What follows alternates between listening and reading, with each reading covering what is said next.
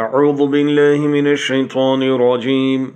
بسم الله الرحمن الرحيم. يا أيها المزمل قم الليل إلا قليلا نصفه أو انقص منه قليلا أو زد عليه ورتل القرآن ترتيلا إنا سنلقي عليك قولا ثقيلا إن ناشئة الليل هي أشد وطئا وأقوم قيلا إن لك في النهار سبحا طويلا واذكر اسم ربك وتبتل إليه تبتيلا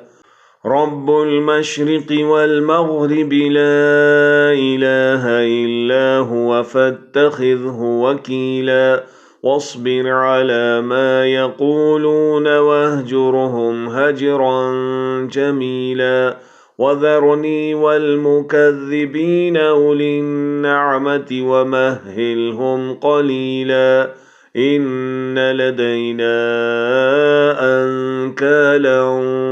وجحيما وطعاما ذا غصة وعذابا أليما يوم ترجف الأرض والجبال وكانت الجبال كثيبا مهيلا إنا أرسلنا إليكم رسولا شاهدا عليكم كما أرسلنا إلى فرعون رسولا فعصى فرعون الرسول فأخذناه أخذا وبيلا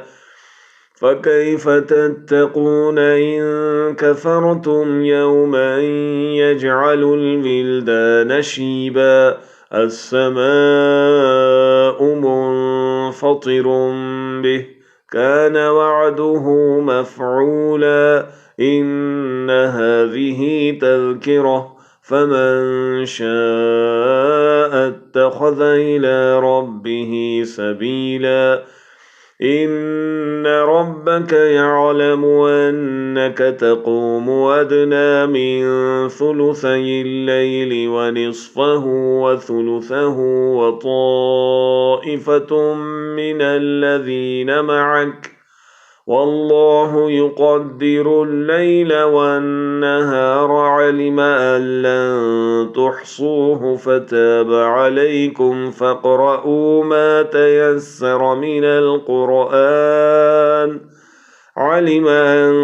سيكون منكم مرضى وآخرون يضربون في الأرض يبتغون من فضل الله وآخرون يقاتلون في سبيل الله فاقرؤوا ما تيسر منه وأقيموا الصلاة وآتوا الزكاة وأقرضوا الله قرضا حسنا وما تقدموا لأنفسكم من خير تجدوه عند الله هو خيرا وأعظم أجرا